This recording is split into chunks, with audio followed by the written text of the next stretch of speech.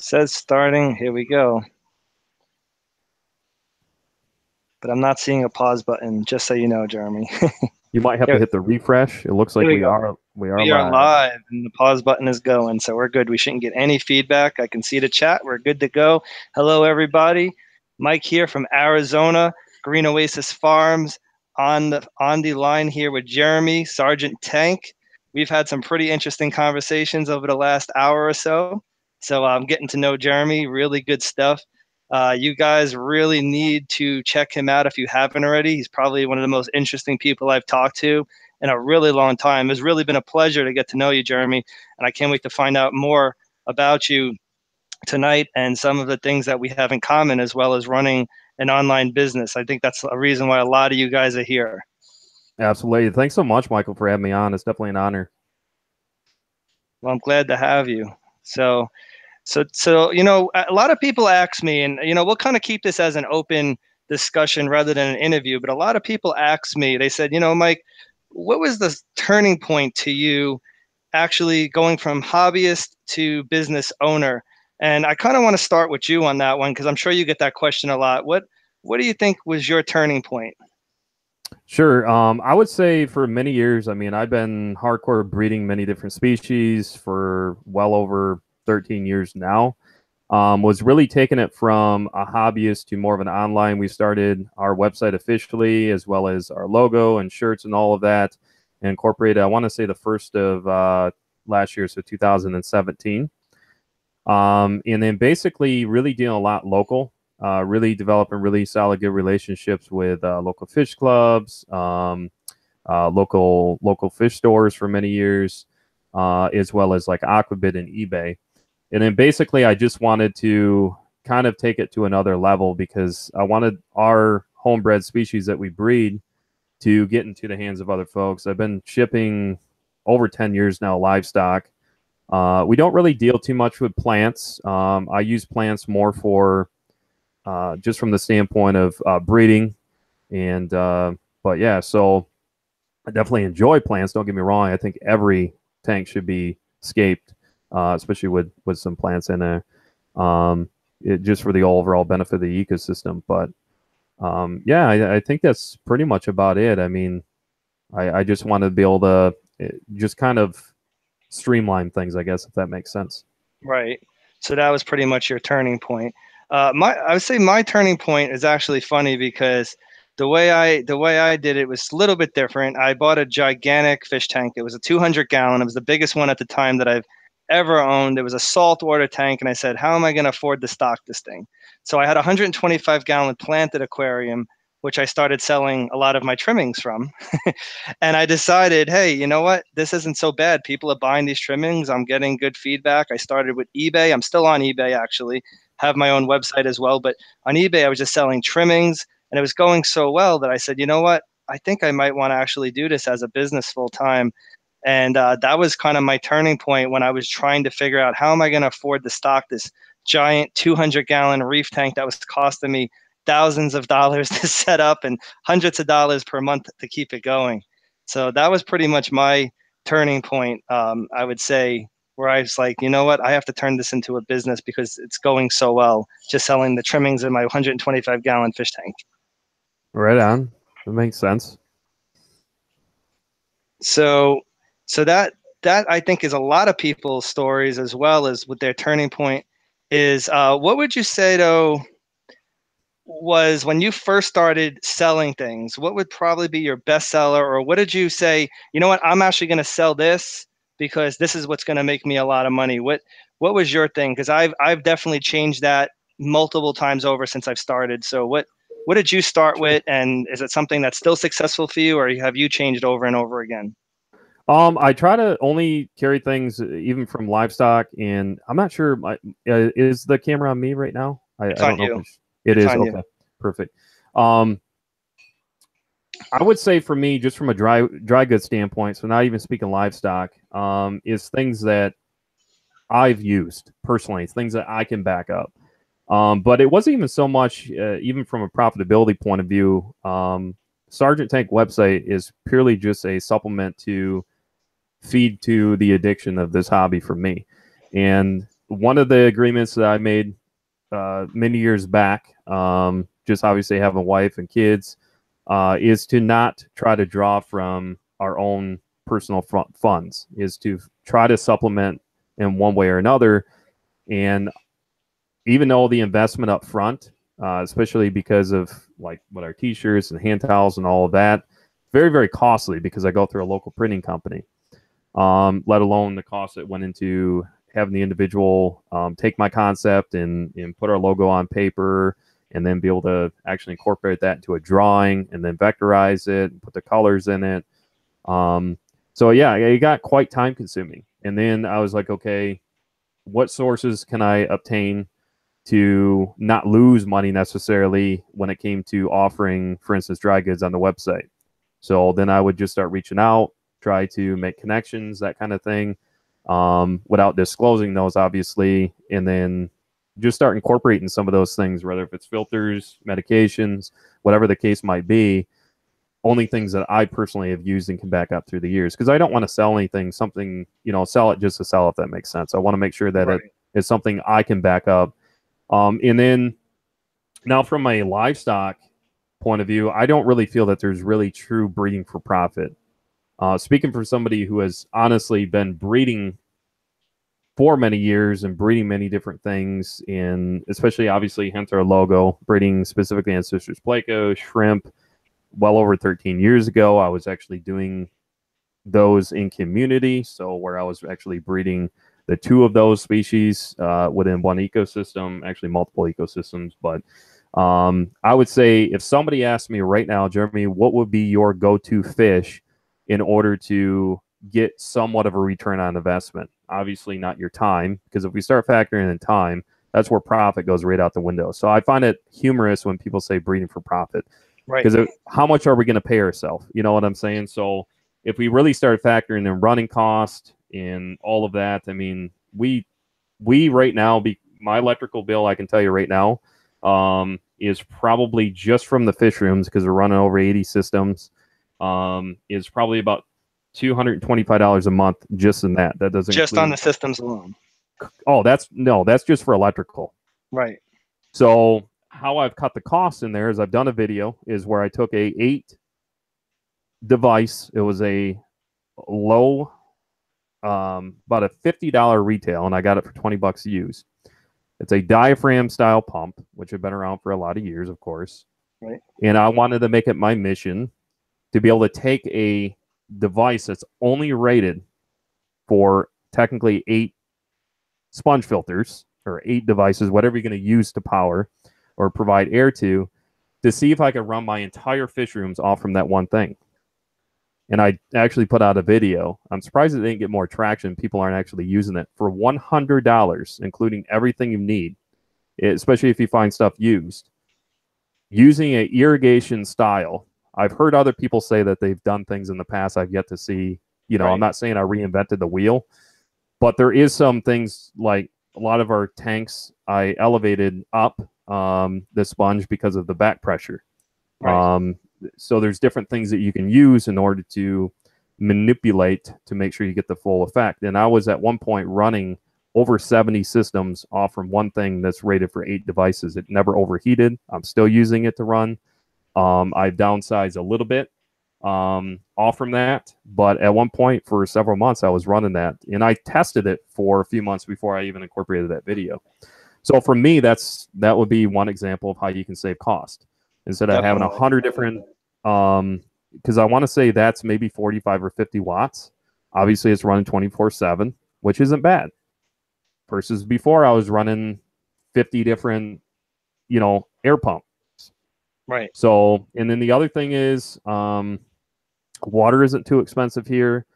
Our biggest fish room, I run using a 30,000 BTU I installed right off from our existing gas line. So we run natural gas here, which is much cheaper than running electricity where we're at.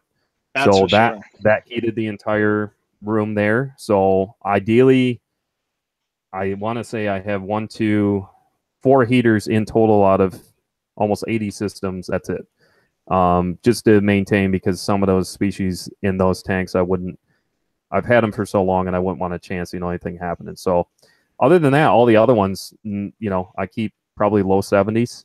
So that's another Right. big thing to me. I see a lot of people are unnecessarily heating tanks when most of the species, even from the wild, really don't require it. Yeah, so hopefully that kind of makes sense. Oh, that makes perfect sense. Now, again, we were talking a little bit before about time, and time is a very valuable thing. And a lot of people don't seem to understand that. So everybody says, oh, when you work for yourself and you're doing something you love, it doesn't feel like work. Well, that's true to an extent. But think about when you have to box up 30, 40 boxes in a single night to go out the following day or whatever. How much time does that really take you? How much time are you missing from your family to do that? How much time does it take you to get to a post office or Sure. UPS or FedEx? That stuff is all really important. I think people do not take into consideration. So how much time a week, Jeremy, would you say that you're putting in boxing stuff up, Yeah. even on social media for that matter, and just time away from your family in general? Well, my case is unique, as I was sharing with you earlier, because of the fact of my disability. This is purely now, since 2011, purely a therapeutic point of view. I can turn into a whole nother person, and I don't even want to go into what that person's like because of depression, dealing with chronic pain. My element to escape is in my fish rooms. So my family, out of hundreds of medications I've taken for not only antidepressant medications, neuropathic medications, you name it, this honestly is the only thing for 5 minutes out of my time that I can get my mind off from it. So they're very supportive from that standpoint. But what I do to manage my time, I'm home. I've been a stay-at-home dad. My wife has been working thirds for many years, even before the disability. Is I've pretty much have, and that's how we've always worked it out for many years, even before that. So it wasn't worth it to us to pay for daycare. It just doesn't make any sense. So we've always have both had up to that point full-time jobs. I mean, I was working at least probably 120 hours plus a week, and then she was working well over 40, 60 hours a week. Right. So we don't really see, but you have to understand. I mean, that's the way it is. She grew up the same way as I did. Firm believer on it doesn't matter, female, male.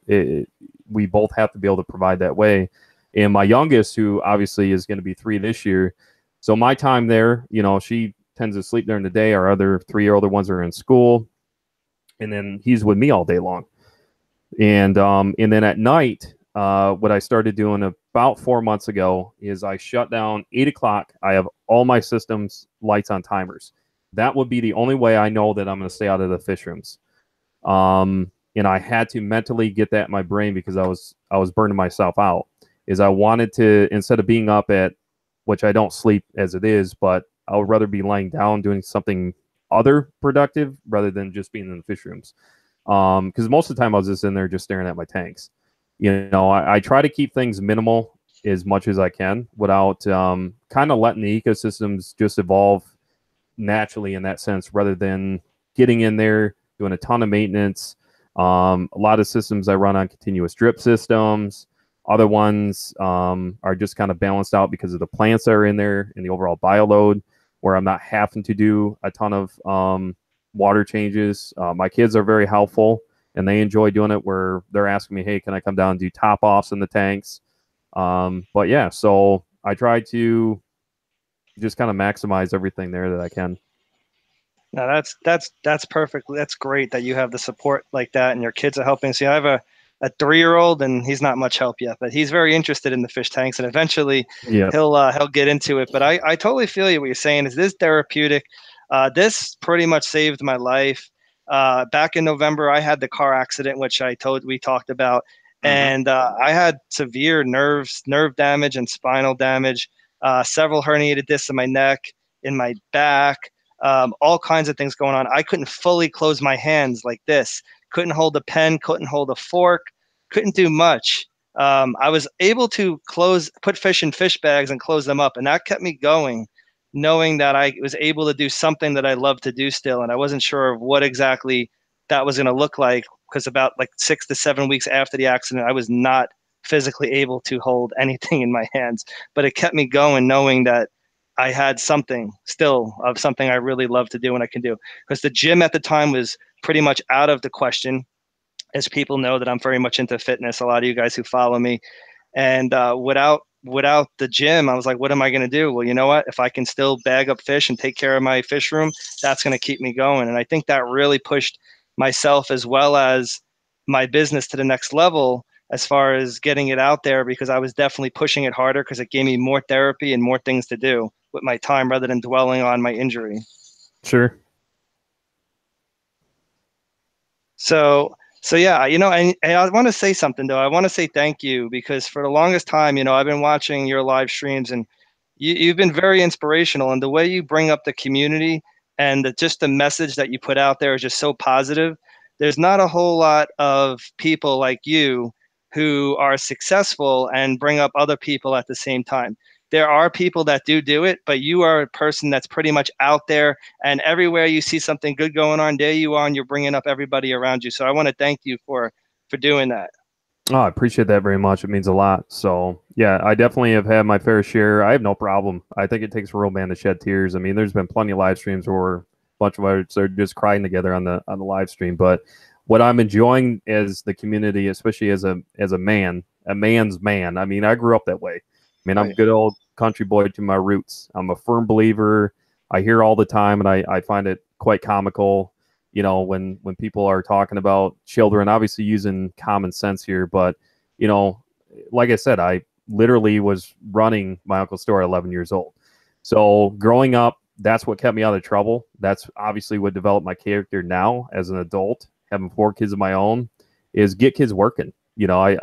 I see sometimes in different chats and on the internet where they're like, they're kind of joking around, but I get a kick out of it. Like, oh, it's illegal to, in that child labor laws, like it should be illegal that kids aren't working. Because if you actually got kids more into jobs, it's going to keep them out of technology. It's going to keep them out of all the crap that's going on in this world. And it's going to actually pay. Because to me, I'm a firm believer. Make a kid at a reasonable age, 11, 12 years old. Doesn't mean every single day, even though I was doing that. But, it's just one of those things. It's like, try working for a year or even 6 months without recouping any type of pay, because that will ultimately build your character later on. And my whole point of all that is, as I see now, and I've talked with, even in my old professions, back when I used to disciple, mentor, I've dealt with every single character in the book. People straight out of the joint, as far as, individuals are heavy into drugs, alcohol, you name it. And I've seen lives turn around, and I'm honored that I've been blessed, I guess, in that sense, where people can open up to me and have the trust. I don't take that lightly. I really do appreciate it. It means a lot to me that you say that as well. So this community has definitely helped me through some of my dark days, to say the least. Oh yeah. So no, you're definitely an inspiration for all of us out there. For a long time, I've been trying to get this live stream going. We've all been busy, and this is my first live stream from my channel. And Jeremy was nice enough to do it and actually literally mentor me the whole way to get the live stream going, because I had no idea how to use it. And he did, and he's making my channel that much better. So really, two thumbs up for you. And just big props to you and your family, as you're just a wonderful person. But Well, I appreciate it. But yeah, so so speaking of the therapy, this is definitely something that I feel like everybody should get into, and even if it's not this, the hard work in general, just like you said, is therapy. It builds character, just like you said. If it wasn't for people busting their butt and stuff that they believed in, just think about what kind of world we live in if people didn't have to work hard for things that they believed in. You have to work hard, guys, to really get ahead in life, and you have to work hard to get the things that you feel you deserve. Absolutely. Think of it this way. You didn't start off with 80 plus fish tanks, right? How many tanks did you actually start off with, or did you start with 80 plus fish tanks? Well, I had a tank, a 29 gallon, that was given to me from my uncle. Passed away many years ago. He did, but it was handed to me, and I was probably eight years old. That's where it all started for me. I had pets growing up. Our family is very based around many different pets, not just fish. However, for me, really what got me back into it, kind of had a hiatus there for quite a few years. Obviously, through high school, and once I got married is really when I started getting back into it. Like about, yeah, we'll be married 14 years this August, so it was about I want to say about 13, 13, yeah, a little over 13 years, is where I just started out with a 7.5 gallon Fluval. It was the EBI or EBI, Right. when they That's a came out great with their tank. nano setups. And by far, actual true profit where I literally had to do nothing is I had that thing sitting right in front of one of our bay windows. And it was right on the south side. So sun was always, it was hitting on that all throughout majority of the day. And just natural algae, very minimal filtration in that thing. And I was literally breeding Neocaridina devidae, just your low to medium grade cherry shrimp. And I was just selling those locally through online, through local, relationships I developed, local fish stores, that kind of thing. And I did that for a long time, and I slowly just started working my way up until where I'm at now. So yeah, it Yeah. didn't happen overnight. No, and that's the one thing a lot of people need to understand, because I see a lot of people make the mistake of starting too big too fast. And truth of the matter is, guys, you can literally start off as one fish tank operation and work your way up to having multiple fish tanks to multiple acreage now. Like my company, we have acreage now in Florida that we're building on. It's going to be a wholesale location as well as a retail location where people can come and visit and pay retail as well as wholesale if they have their business licenses. So we started off as just selling out of one. And actually, funny enough, Jeremy, the thing that I've said this on other live streams that I've been invited to, but you've probably never heard this. What actually funded most of my operation in the beginning was duckweed sales. I was selling duckweed That's and literally hilarious. made enough money to buy my greenhouse and IBC systems and filters and pumps. I made probably about $3,000 to $4,000 in duckweed sales in one summer to be able to Holy fund all cow. that. Isn't Wow. that crazy? Isn't that crazy? Now talk about, because people say, I can't sell this. This is garbage. People throw Sure. it out, right? And I was able to sell that and come up with a profit and be able to fund an entire business with it. Kind of going off from that, were they feeding it to like goldfish, turtles? What were they using it for? Yes, Okay. goldfish, turtles, and believe it or not, there are a lot of people in this country that actually want it in their fish tanks, and they use that Sure. for water changes. They do their water change. They take out 3/4 of it. They let it Yeah. grow back. Then they know it's time to change the water again. Yeah, absolutely. I mean, I used to have it going in a lot of my different systems. But yeah, I mean, I definitely know it can sell for sure, but it's kind of a funny thing at our club. It's like you bring duckweed and it's like, people, you know how it is, but it's true. So let me tell you this too. This is gonna make you laugh as well. Besides for that, my second biggest seller was green hair algae. Really. Yes, Wow, green hair that's algae. hilarious. People were buying that like crazy.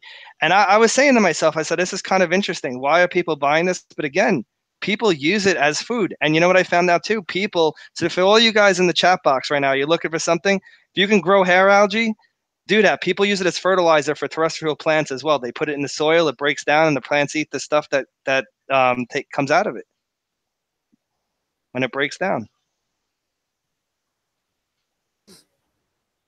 So don't ever think you don't have a product. You may have a product and not know it.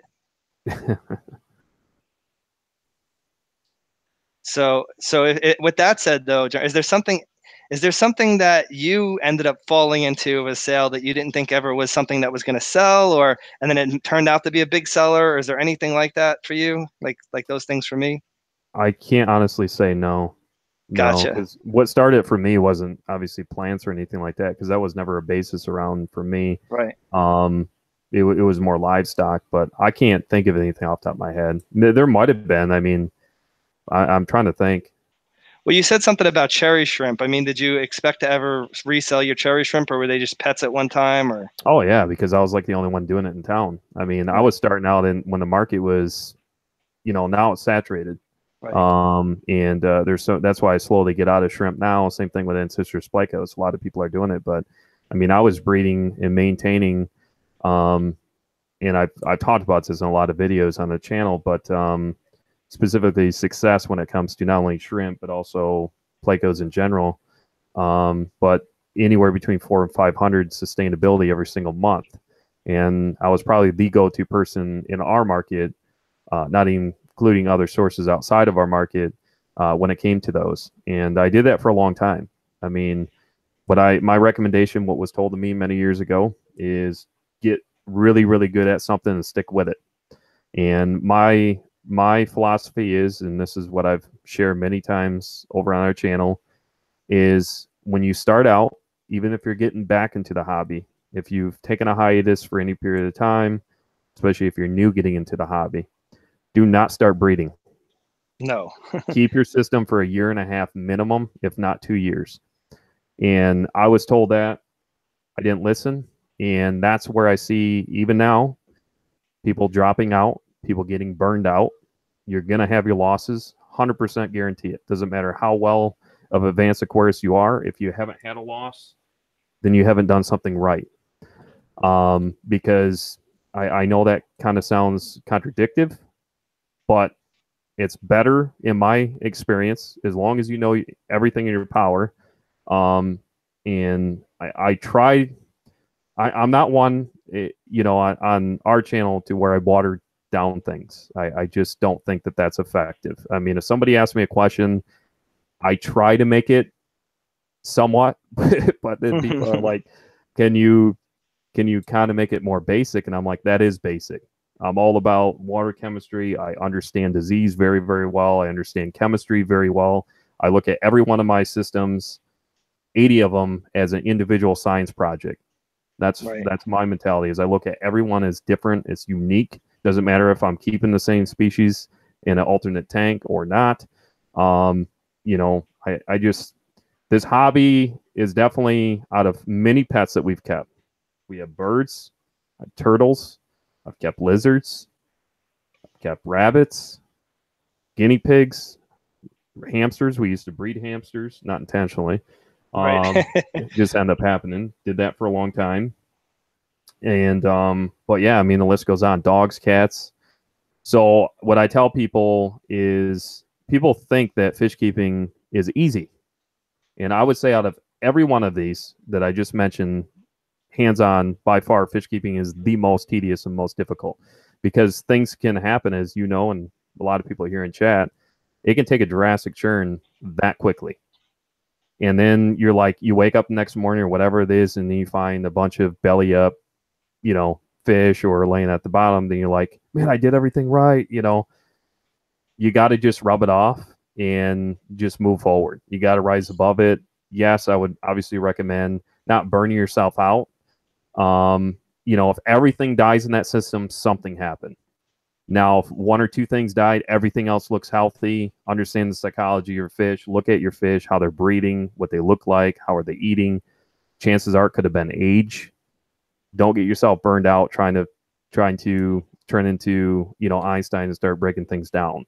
You're just going to be spinning your wheels. I just know from firsthand experience, if everything died, then that's a different story. Obviously, you need to check. You need to see what happened. But if one or two things die, it's like, you know what? You got to learn from it, rise above it, continue to move forward. That's what makes successful people in the hobby. Is, I find it funny, and we know how it is on social media. Everybody has an answer for everything. And what I always everybody has three answers for everything. Exactly. And it's like, okay, how long you've been in this hobby? Well, 3 months. Okay, you still have a ton to learn. And I have a ton to learn. And I've been in the hobby, like I said, started when I was younger, hardcore breeding for over 13 years. And I still not even close to learning everything that there is. And I think as soon as you get to that point, and then that's when you probably need to close up shop and figure out a different hobby. Because if you ever, and I think that's just life in general, if you ever stop learning, then you need to definitely check yourself. And, there's plenty of people I look up to in our local club that have been doing it for well over 50 years. And they still are learning new things. Right. I've had conversations with people who are highly respected within the fish, not on YouTube, but these are speakers, and I'm not going to mention names just out of confidentiality, but when they're sitting down and having a conversation with me and we can share notes, I take it as an honor. But I think it really just comes down to experience. And, I'm just hands-on. That's how I've learned. I didn't learn by turning to YouTube. Unfortunately, I learned by killing a lot of things, and going through some pretty hard life lessons there within in the hobby until I finally was like, okay, what am I doing wrong? And we didn't really have YouTube. Me No. and you are similar in age, and we didn't really have YouTube for a lot of the issues growing up that are going on right now in people's tanks. Yep. And I know there's a lot of people even here in chat. I mean, a lot of people have been in the hobby for quite some time. Oh yeah. But technology, I always say it in a joking way, but I'm serious when I say it as well. If you put me with two panels, a group of individuals that are more in our age demographic, and then you put me like pre-90s, I'm gonna be with those individuals in the pre-90s. I mean, we have somebody in a club that has bred over 550 different species. He's got a less than a 10 by 10 fish room for over 40 years, and he breeds things out of milk jugs, mason jars, in one of the highest bab holder, if not nationwide. I don't know about in the world, but he definitely. I mean, that's hardcore. 1 year alone, back in the 70s, I think, maybe 70s or 80s, he bapped 79 species in 1 year. Wow, that's impressive. That's impressive. Yeah, I mean, so yes, I have a lot of respect for a lot of individuals, but if I honestly have a question, that's the first person I'm going to turn to. And then we have a lot of other reputable individuals. I mean, these are guys that would that's the part that bothers me. And I don't know if, we want to go on that tangent, but when it comes to YouTube, is that it's like people need to realize there's a lot of individuals out there that don't put out video. Most of these guys that aren't putting out video are the ones you want to go talk to. Right. Those are the ones that actually are effective in this hobby, and know what they're doing. It's, it's the ones that, I'm just not a fan of individuals that just follow numbers. It's just a huge pet peeve of mine when you just follow numbers in that. And it's unfortunate, but that's the reality of what this world has come to. You see celebrities, people follow celebrities because they're popular. They think that they're popular, but until they realize their character.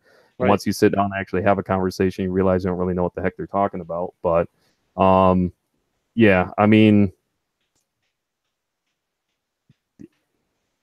I do what I can. Yeah, I mean, so I mean, literally what I would say, and I want to piggyback off of that, is it's okay to fail, especially, in the beginning, or even, while you're in the middle of it, or even, I wouldn't say the end. Nobody's at the end of their fish keeping hobby, but, you can be a beginner and fail. It's okay. You don't have to give up on the first tank that you crash. You shouldn't. In fact, that should inspire you to do something different and even bigger the next time, Absolutely.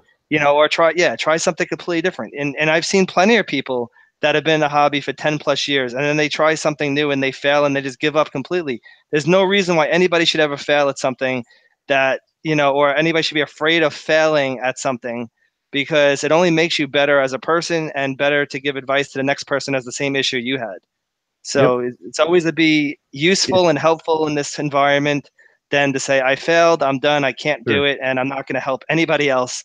And that's just how it is. Because there are people out there, you see it every day on Facebook forums, and and I see them all the time. I mean, when you constantly, to me, a good overall aquarist, somebody who is effective, is somebody who can react and know just by looking at the fish right off the bat from a distance, hey, there's something wrong. That doesn't happen overnight. It takes time to get to that point where you can understand your fish. And, you always hear the internet saying, hey, this fish can't coexist with this one. This can't do that. I just find it funny. To me, overall, what makes you an effective fish keeper besides those things that I already mentioned is just from the standpoint of longevity, keeping fish alive for, let's say, 10 years. When you're constantly losing fish every 2 or 3 months, you're doing something wrong. And those are usually the individuals that constantly are losing stuff, and they're like the ones trying to offer criticism. Is like, okay, don't be talking to me, Right. Obviously, if I'm keeping my fish alive, I can keep, I've done surgical procedures on fish. I've sedated fish to where I had to do surgical procedures. I've sedated fish in a humane way in order to euthanize them. I've treated many different things when it comes to not only shrimp but also fish. It's just something you have to have a passion in it. That's really what it comes down to. Is I feel what makes anybody effective, even in life, is you have to have a passion, not give up. Use that as ammunition to only further your education. Even from, going back to the beginning of the conversation, as far as even run like an online, whether if it's a hobby or a business, whatever it is, you're going to have your failures. You're going to have to, unfortunately, make mistakes. I mean, that's how we grow. I would rather dive head first rather than I've always worked independent. Right. Even disabled or not, running a remodeling business, and pretty much for many, many years before that, even though technically I was working for like a corporation or whatever it might be, is I was always independent many years, ever since I was younger. Not that I'm not a team player, but that's why I got into management when I was young. It takes certain characters to be able to do that. Not everybody's fit for it. But yeah, so. Yeah, I mean, I would have to agree that the way I do things is I do everything pretty much head on. And if it doesn't work out, I just alter the route that I go and I go that route. I mean, Yep. I can't say like, all right, I'll be honest. Yeah, we failed at certain things, but I don't consider it a failure because it just showed me of what I can do instead of doing this other thing. Sure. So, and if you're running a business, you have to do 100+ things and keep evolving with the times. Otherwise, you're going to be left behind, and you're not going to be relevant out there. And nobody's going to buy from you. Nobody's going to talk to you because you're stuck on your ways. How many? I mean, I could tell you growing up. I mean, there were certain local fish stores that I didn't go to because the owner would only do things a certain way and would literally be the person to tell you, "Oh no, you can't do this." I mean, who wants to shop at a local fish store when you have an owner telling you that you can't do things because that's the way that they want it done? It's like, really? Yep. So, I mean, all right. So let's talk a little again about, we just talked about an owner not telling you what to do. So as a business owner, right? I'm sure you get a lot of people asking advice about certain things. So what are some of the things that you get the most questions on advice? So what are people asking you about as far as either fish keeping or just running the business? Like what Oh are the things gosh, people fish ask? keeping, I can't even tell you. I mean, I'm probably not to toot my own horn, but I'm usually a pretty go-to. I think most people realize that in the community. I mean, people even here in chat. I mean, if I don't, the thing is with me, I'm very transparent. I'm very open. I'm not one of those ones. I'm not a one to coddle, especially my own kids. If you were interviewing my kids right now, I'm like, you know what, rub some dirt in it, rise above it, and move on. It's like, okay, unless you really have a legitimate reason of why you're whining right now, I don't want to hear it. Right. That's just my personality, and I will never change that character. That's what the unfortunate thing that I see now, especially with youth and even as adults, is ridiculous. Like, man, you're in your 30s and you're still doing, it's like you're living at home, and it's like, where's the drive anymore? Right. And people have reached out to me talking about, maybe a breeding project. It could be fish disease, but I would say even outside of fish keeping is YouTube and how did I go about getting my logo. I would say probably out of anything, because people know I've talked a lot about fish keeping. So I think maybe people are reaching out to me outside of things that I haven't necessarily talked about here on YouTube, if that makes sense. So I would say it would probably be the majority of emails I've gotten, the majority of people reaching out to me. It's like, ask me questions about YouTube, or it's like asking me questions in regard to like maybe a website, starting up a website, or like how did I go about getting my logo done in the process of that. Probably those three things that is the first thing that stands out. So I would say that's probably the thing I get the most is how do you get a logo? Should you trademark the logo? How do I get a website, and how do I get people to shop at the website? I would say those are probably the biggest things ever. So how do you feel about that, trademarking your logo? Is that something that It's not worth it to me. right. I don't think probably a lot of even big companies, unless people don't need to realize as far as trademarking, it's going to be very, very difficult there's still stipulations and laws and loopholes in place. And I understand a lot about this because of my background, especially dealing more from the criminal aspect and dealing with court systems. So I just have, my understanding as far as the justice system and how it works is you know, I'm not going to say I'm an expert by any means, but I do understand law enough. And I've looked into it even before the process, hiring the artist to do the logo and going through that and talking with him since he's done it for a lot of years and being an artist himself and dealing with it, not only from the standpoint of logos for like this, but also logos or album covers, that kind of stuff. So dealing like with musicians and that kind of thing. And his recommendation pretty much was like, you have to realize getting a patent, doing that, it's very, very costly. And because of the advancement of how detailed the logo is, I'm going to know right away. And I check all the time. Is I always am checking the internet. I'm making sure nobody's stealing my content, nobody's stealing my design concept. People, just because you don't technically quote unquote have like a copyright infringement or whatever from a legal point of view, there's still common sense in the justice system. If you can show good cause, I guess you would say, and proof that somebody is irresponsibly taking your material and using it, then obviously I would have to make that determination. Do I reach out directly or do I take this to legal? You know, and unfortunately I don't have to go to that point, but like I said, just because of my background, I know plenty of people, and it wouldn't be hard for me to go to that point. But I don't think most people have to worry about that. I think really it's more probably YouTube, people stealing your content. I've seen people taking content. Oh yeah, I've seen people, straight really, up really copying people's videos and posting it as their own. Figure. Yeah, there's still. I just heard Tim Schmoyer talking about just the other day, yesterday on his live stream, and it makes sense. You know, a lot of that copyright stuff was coming up, and people had a lot of concerns about it. But yeah, so I guess if if you're taking that, I guess I take it as an honor. You know what I'm saying? Right. It's like, now if they're taking content and making a mockery of it or slander, basically trying to provide false information in order to jeopardize my reputation, you better dang well believe I'm going to put that person on blast in a second. I have no problem doing that. But yeah, so like I said, hopefully, you know, obviously as you grow, and we know that, I mean, you're only going to deal more and more stuff like that.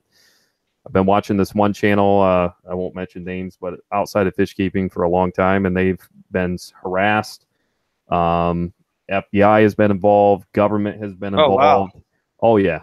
Yeah. And they're used to it. They got married, had a kid, stopped watching them for a while, but I just started watching the channel as of late, and one of their latest videos was talking about that. And I was watching for a lot of years before that. So seeing where they started, now having over 100, probably 150,000 subscribers now, it's like, yeah, whatever. You know, they're like used to it. It's like, man, I couldn't imagine dealing with that. Right. But yeah, I mean, they have police called, just everything under the sun you can imagine, all false accusations, of course, nothing that can ever be proven. It's completely false. Like, wow, people really don't have anything better to do, apparently.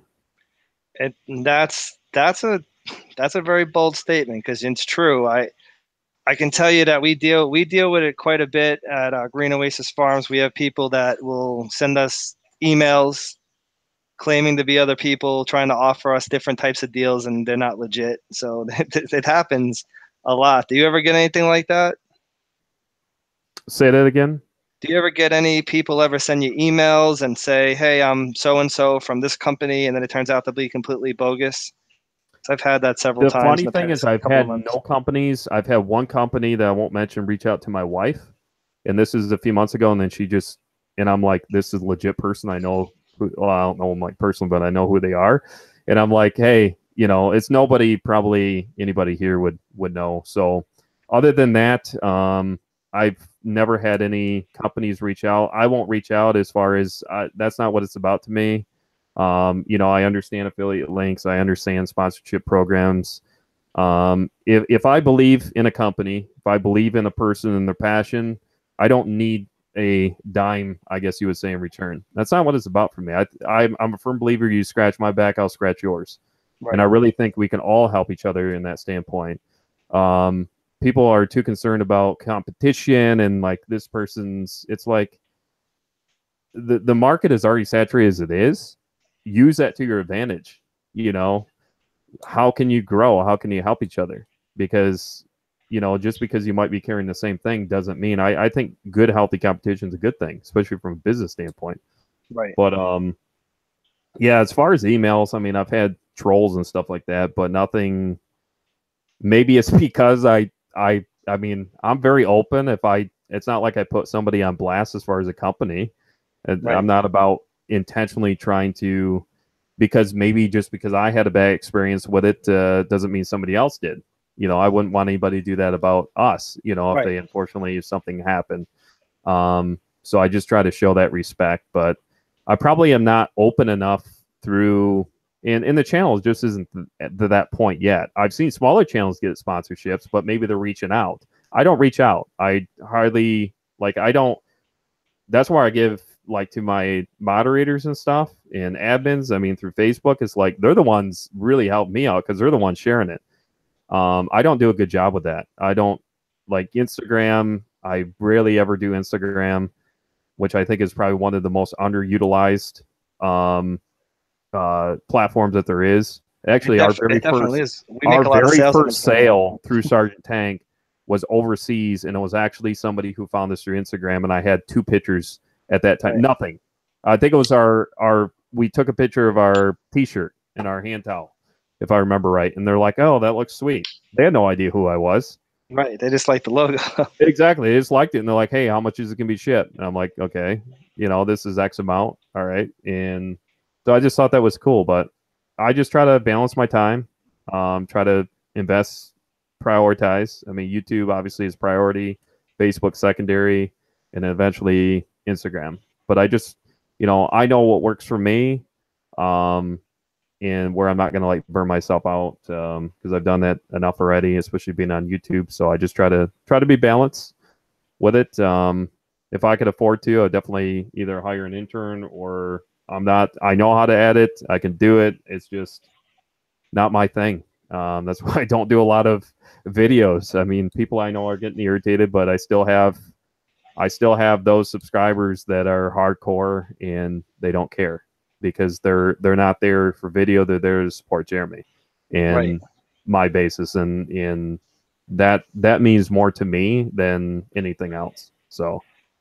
Well, yeah, you are your brand, and that's it. You got to own your brand. You have to build your reputation. You pretty much have to own that, and you've definitely displayed that over the last several years that I've been seeing you on YouTube. And I said, this guy owns his brand. This guy is the reputation. He's at the top of his game. You may not be putting out videos, but it doesn't matter. I You met stand up for what you some believe in. I met some bigger YouTubers that have been on the platform for probably 8 years at conventions and stuff like that. And I won't mention names just out of respect, but I went up, to shake a hand. They're like, "Oh no, I know who you are," and they were Right. like honored, and I was honored because I'm like, you know who I am. Yeah, I might have popped in one of your live streams here and there, but it's like, of course, Corey, obviously a big supporter. I Right. mean, Corey, as far as mentorship, I mean, I made that very open when I first started here on YouTube.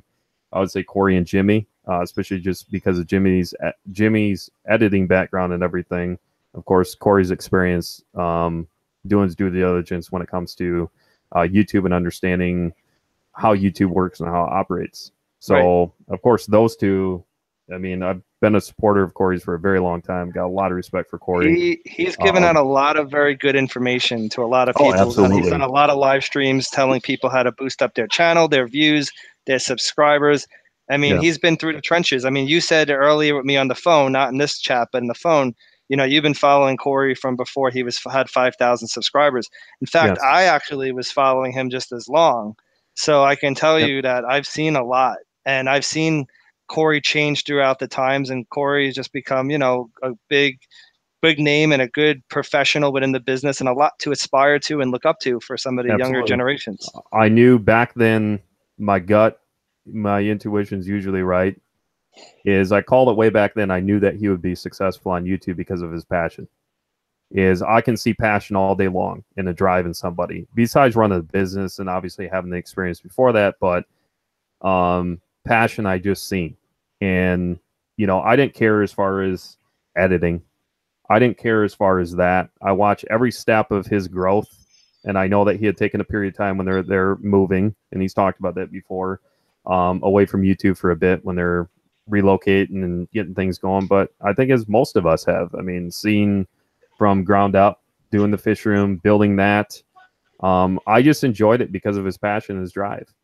Just his character in general is what really appealed me to that. And of course, there's many others. But yeah, so I mean, everybody I follow pretty much on social media, YouTube, whatever, I follow them because of their passion. I don't necessarily follow them because of the flashy things I might see in their videos.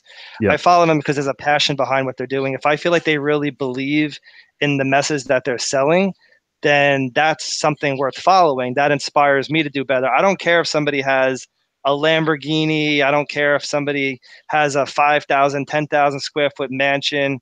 Really makes no difference to me. What I care about is when they say something, I can feel it coming from their heart. Yep. That to me is more valuable than the monetary things. Now, don't get me wrong; those things are all awesome, and it's I celebrate with those people when they show us the beautiful car they just got because of their hard work. I celebrate with them because I know where they've been, where they've came from, Sure. and that they deserve those things. Mm-hmm. You know. And that's really key, guys, to building your brand, building your YouTube channel, building whatever it is that you're trying to build, is make sure people know you're speaking from the heart. Your passion will come through in your words, and you will get followers. You will get people who purchase from you on a regular basis, and people who just believe in you and actually look up to you. I don't have the biggest channel in the world. You know, my channel, I'm just under 1,300 subscribers. But I can tell you, I have people who send me very nice messages on a daily basis on how I've changed their lives. I've had people send me gifts to my house because of things I've done for them, and I wasn't even sure. I wasn't even aware that I did that for them through my messages. That's awesome. It just means so much. So, I know we've had actual comments and stuff in the chat box. I've been reading them, and some of the questions. So some of the people were trying to say, well, what kind of species are you breeding now, Jeremy? So there was something. Oh man. All right. So I don't have my clipboard here, but I know right now, currently, if we don't include the ones I'm going to be bringing to for this weekend, but for the convention, but so obviously 3 different variations of shrimp. So you got your snowball shrimp. It's hard to leave a loaded question like that because most people know I'm not going to be able to give a small, short response. So I'm going to do my best right now. Okay. Take that as a challenge that won't turn into a 25-minute spiel. But let's just keep it simple. So cherry shrimp, carbon really shrimp, snowball shrimp. What was the question? Did they want to know what I'm currently breeding? They want to know what you're currently breeding. Okay. So those 3 shrimp, and citrus plecos, so both albino and your brown. Killifish, so your orange lyre-tail, your garden variety killifish, working on your blue galaris, 3 different species of snails. So like in different color variants, so some ram's horn, mystery snails, assassin snails, fixie snails, rainbow fish. Got a couple of different groups of those. I did a bunch of guppies, sold all of those off. A couple of different strains of endlers, actually technically 3. I got an Adrian, which is like a pure line, so non-hybridized. Common name would be like a black bar endler. Right. And then the N class, there is different patterns on those. And then blue star endlers. Oh man. Pelvichroma species. So different Crebensis I breed. The filament barbs, which I did the video on, unfortunately, my female I just found deceased. Must have happened last night. I did an autopsy and was definitely egg bound.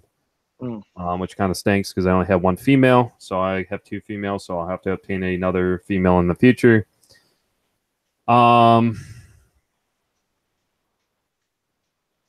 trying to think what else currently. I know I'm missing stuff. Goodeids. So the Omega splendens, breeding those. Have some Soelia, some reticulated hillstream loaches. Daisy's ricefish, I'm probably one of the only ones heavily breeding those. So that's your blue Daisy's ricefish. Probably one of my biggest viewed videos on YouTube. Not the biggest, but it has quite a few views. Trying to think what else. I know there's more. I'm missing it. I mean, at one point I was It's a whole breeding, list of I things was right breeding there. over 30, 40 species at one point. My memory isn't the greatest, and Right. I'm not using it as an excuse. It just honestly isn't. I mean, you ask my wife and kids. I mean, I'm always forgetting stuff. That's why I have to write it down. If I have my clipboard here in front of me, it's in the fish room. But Right. then So let me ask you this, just to stay on topic a little bit about the Yeah. breeding. What would you say the hardest thing you breed is? What's the most difficult thing that you're breeding right now? The main thing is trying to get something to spawn. That's different to me than being able to successfully raise a fry. So I would say small wise, because they're very, very small. Your rainbow fish can be quite difficult unless you have the right ecosystem set up, just because the fry are very small. Paradise fish are even smaller than that. They're probably the smallest I've ever seen out of embryo state. So like which is a labyrinth species, which breeds just like bettas. So I would say falling into that line just because the fry are very, very small. Right. Now, if you ask me the easiest, people might be surprised. Okay. What's the easiest? I would say mouth breeding species. So various cichlids, various African cichlids, not just Africans, but other species of fish that are mouth brooders, and live bears, I would say, are the easiest. I would honestly probably deal with a mouth brooder over live bears. Really? And I think most people are surprised probably to hear that. I love mouth breathing species. It's so easy. You take them and you strip them. Now, shellies or shell dwelling species, Right. again, I mean, they're very good as far as parent raising. Most of the stuff I breed isn't good at parent raising, unfortunately. I have to do the job. But yeah, so I would say probably shellies, live bears, and mouth brooders. Now, if you don't strip them fast enough, they will swallow the fry. I've seen them do that plenty of times. I was able to on a couple occasions when I bred my Libidochromis, the electric yellow labs, because I used to breed those in the hundreds, just because they were my favorite thing to breed. And I love them because they have that solid yellow with that nice black on their dorsal. But one of the times I had my wife actually, I don't know if I got it on video or not, but I got it to regurgitate. It ended up swallowing the fry, and if you do it right, you can actually get them to regurgitate the fry. I know that sounds kind of gross, but you got to do what you got to do. Got to do what you got to do. You got to do what you got to do, you know? There's nothing gross when it comes to fish keeping. We've done it all. And I do have some Frontosa. Unfortunately, I end up losing the female. I acquired from a buddy of mine locally, which sucks. It's a rare strain. And they were doing fine, and unfortunately my female that I've had for quite some time ended up it was beyond. I've had worse that I've been able to bring back to life, but swim bladder, internal organs, you could tell were completely jacked, and unfortunately she didn't make it, so that sucked. But I did actually get fry out of her. What was actually crazy, I've only ever had this happen once, is she actually spit when I was acclimatizing her last week in the bag. The way I was holding her, I didn't notice right away. I went ahead, water temperature acclimated, and then just plop and drop method because the water perimeters matched so closely. I looked back at the bag, and I kid you not, there was about 8 to 10 fry, still with, of course, with the egg sacs on them. Decent size too, about yay big. Wow. She ended up spitting all those fry. And then I was thinking, okay, let me double check. So about 10 minutes went by. I went back to that same area, and I have like a dumpster there of like dog food. Mm-hmm. And that's where I kind of have my bag and my bucket sitting up on. Is during that process when I was transitioning her from the bag, somehow she was still spitting more, and I found even more, almost double that, all over the dumpster, on the carpet, and they all made it. I only ended up losing 3 because of which I probably would have had a call anyways. Their egg sacs just weren't fully developed. So they're doing great. I think I have maybe 16 16 of those fry, which I will not be getting rid of, especially now. Of course, happened to that female. I hate to break the news to my buddy, but he took it well. Right. There's nothing that bothers me more. I've had my fair share of losses, and we all have. That been in the hobby, especially. I look at everything as a pet, even my fry. It doesn't matter what it is. Try not to take it personal, and beat myself up. But I did for a couple of days. I felt really, really bad because there's nothing that makes me feel worse of when I take something in that somebody has trust in me as a fish keeper, something that they've kept for over 10 years, and then all of a sudden have that happen, let alone less than 24 hours. Right. I felt horrible. That's a horrible feeling. You know, everything was going good, but unfortunately, and there's plenty of dithers in that tank. Would I go back and change anything? Probably not. I know that probably sounds foolish, but I wouldn't. I know that he has, because I think where people go wrong is obviously using common sense, but too many people are afraid because they see some lip locking, they see some aggression, they see some sparring between the fish. Is I think people's first reaction is go ahead and remove that fish. And I just know from training through the years with dogs and stuff like that, it's like the psychology of that. It's like that's the worst thing you can do, of course, with a dog. I see it happen all the time in the past. I used to help people when we used to go to our local dog park. In within 15 minutes, they would have like a mini pit bull, and it would be dragging them around the park. And I was like, do you mind if I have 10 minutes? And I would have that dog already sitting, be able to walk away. And it's like, it's all about your demeanor. Right. Make sure that you're assertive in the way that you do it, and make sure that you're the alpha of the pack. And I just feel that there's always an alpha, especially keeping mid-sized to larger cichlids. I've always been a South Central American cichlid guy, Central American cichlid guy, and I've definitely have kept my fair share of dominant species in the tank. And I would have never predicted that. I mean, my gut was telling me, hey, everything's fine just because of my experience, but unfortunately I was wrong. Right. That other girl that was in the tank, even though there's other fish to ultimately distract, kind of act as a dither in the tank. I watched him for several hours before that. End up the next morning, seeing she was not doing good. Of course, I removed her away. I did everything I could but I could tell at that point, as soon as that damage was done, especially to her swim bladder, and the amount you could tell that was probably bashing, is what I could imagine. Because I know that they can get quite aggressive as soon as the lights go out. And my point to that is, though, sometimes you gotta let fish just work through their issues. That's how I've been able to keep certain species together that way, is to let them work it out. Right. To a reason.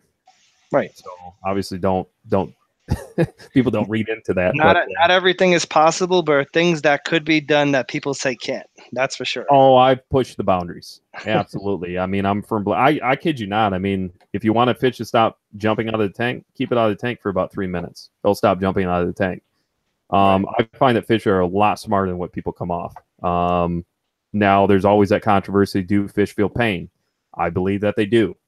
I believe so as well. Is because if people understand the lateral nerves actually run off. So if I'm trimming, let's say if I'm doing surgery on a fish, I'm going to do a light sedation on the fish in order to, let's say, trim maybe some fin nippage on, let's say, a caudal fin, because there is certain nerve roots that do run off depending on the species it is. I'm not saying that's what all, but people need to understand the anatomy of whatever they're keeping.